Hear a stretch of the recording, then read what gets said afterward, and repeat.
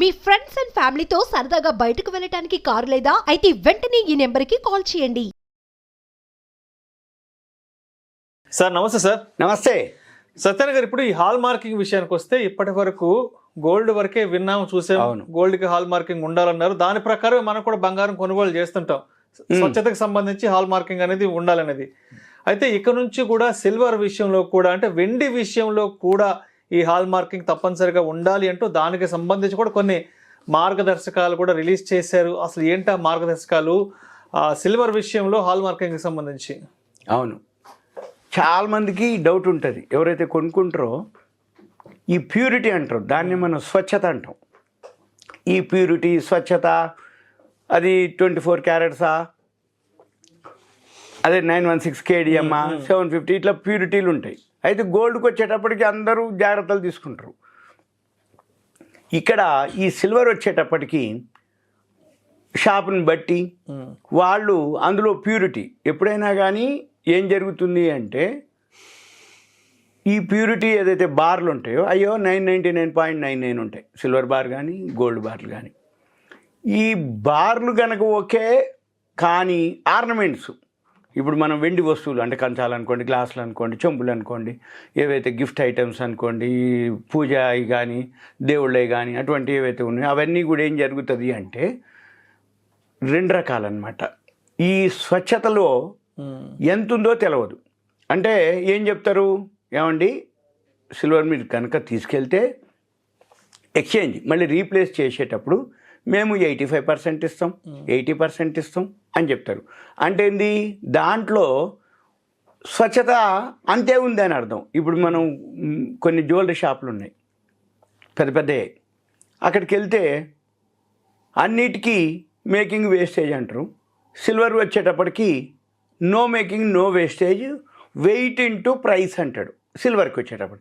అంటే ఏం జరుగుతుంది అక్కడ, ఈ వెయిట్ ఇంటూ సిల్వర్ ప్రైస్ ఏదైతే ఉందో అక్కడ స్వచ్ఛతలో అంటే ఎక్కువ కలుపుతారనమాట. అంటే స్వచ్ఛత 100 ఉండదు, 999.99% ఏదైతే ప్యూరిటీ ఉందో తక్కువ ఉంటుంది అన్నట్టు.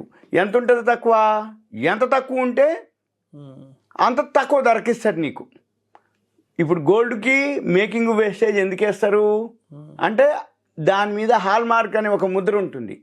ఈ హాల్ మార్క్ ముద్ర వల్ల ఏం చెప్తుంది గోల్డ్, దీంట్లో ప్యూరిటీ ఇంతే ఉంది అని అక్కడ మనకు తెలియపరుస్తుంది. ఎప్పుడైతే స్వచ్ఛత నీకు తెలియట్లేదో ఆ స్వచ్ఛత ఎంత ఉందో తెలియదు ఒకటి. ఇక నెంబర్ 2, ఈ సిల్వర్ విషయంలోకి వచ్చేటప్పటికి ఇప్పుడంటే ధర పెరిగింది, జాగ్రత్త ఉంది, కానీ ఒకప్పుడు దాని మీద ఏమి ఉండకపోయేది. కొన్నరా గ్లాసో అంటే పెళ్ళప్పుడు ఒక ప్లేట్ లాంటిదో తాంబాళమనో కంచమో ఒక గ్లాసో ఏదో ఇస్తారు. ఇక వాళ్ళు ఏం చేస్తారు, ఇంకా ఎప్పుడో పండగలప్పుడో లేకపోతే అల్లుడు కోడలో ఏదన్నా ఈవెంట్లు ఉన్నప్పుడు అప్పుడు ఆ కంచాన్ని బయటికి తీస్తారు. ఇక మళ్ళీ తీసుకుపోయి లోపల పెడతారు. దాన్ని అమ్మేది లేదు, కరిగిచ్చేది లేదు. కాబట్టి దాంట్లో ఎంత ప్యూరిటీ ఉందో నీకు తెలియదు. ఇక కొనుక్కున్నావు అయిపోయింది. అయితే ఓల్డ్ డేస్లో ఎట్లుండేది అంటే, ఏదైనా మనము బంగారం ఎట్లయితే వస్తువులు చేయించుకుంటామో సిల్వర్ కూడా అలానే చేయించుకునే రోజులు ఉండేది. అంటే ఇది స్వచ్ఛత ముందే మనకు చెప్తాడు. ఇగో నేను ఎంత కలపమంటావు, ఇంతే కలుపు, ఇంత కలిపితే ఇంత అయింది, ఇంత కలపకపోతే ఇంత అయింది. అంటే ఏంది, వెండి స్వచ్ఛత ఎక్కువ ఉంటేనో నీకు ధర ఎక్కువ అవుతుంది, వెండి స్వచ్ఛత తక్కువ ఉన్నప్పుడు ధర తక్కువకి వస్తుంది. ఇప్పుడు మార్కెట్ అంతా ఎట్లుంది అంటే గిఫ్ట్ ఐటమ్స్ ఉంటాయి. ఇప్పుడు మ్యారేజ్ అదే మన ఎవరో మ్యారేజ్కి మనం వెళ్ళాలి, ఈవెంట్కి గృహప్రవేశానికి వెళ్ళాలి. జనరల్గా ఏం చేస్తారు, పైసలు ఇస్తే ఏమో ఖర్చు అయిపోద్ది కానీ ఒక ఐటెం ఇద్దామంటారు. అయితే గోల్డ్ ఐటెం ఇచ్చేంతంటే చాలా కాస్ట్ అయింది. సిల్వర్ ఐటెం అనగానే ఏదో ఇంట్లోకి ఒక చిన్నపాటి ఏదో పూజకు సరిపోయేదో కుంకుమ బండ్లాడదో ఏదో గంధందో ఏదో ఒకటి దానిలే అని ఇచ్చేస్తారు.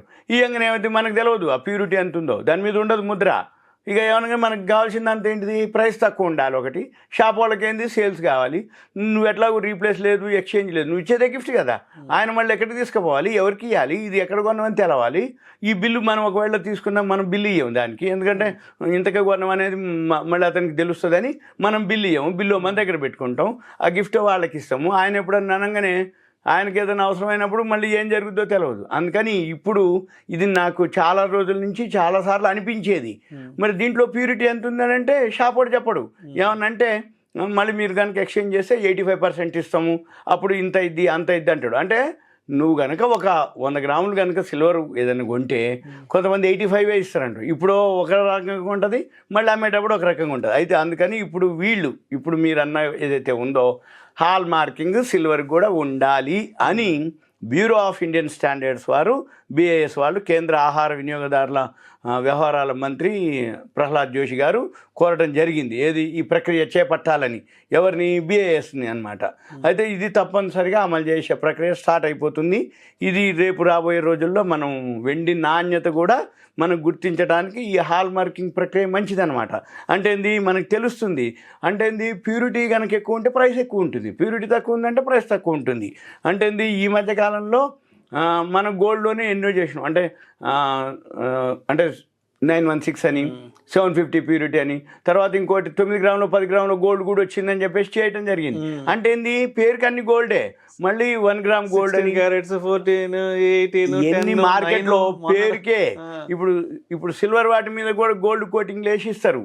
అంటే ఏంది, వాళ్ళు చెప్పేదాకా మనకు తెలియదు ఇది గోల్డే అనుకుంటావు. కాదండి, ఈ సిల్వర్ జ్యువెలరీ సిల్వర్ మీద మీకు కోటింగ్ వేసినాం, సిల్వర్ కాస్ట్ ఇంత, దీని గోల్డ్ కోటింగ్ కింద కాస్టు ఇది ఇంతేనండి, మళ్ళీ మీరు ఎక్స్చేంజ్ చేస్తే సిల్వర్ పైసలే ఇస్తాం, ఈ గోల్డ్ కోటింగ్ పైసలు రావండి, వాడుకున్నంత కాలం వాడుకోండి, ఒకవేళ మీరు ఎక్స్చేంజ్ చేస్తే సిల్వర్ పైసలే వస్తాయని చెప్తారు.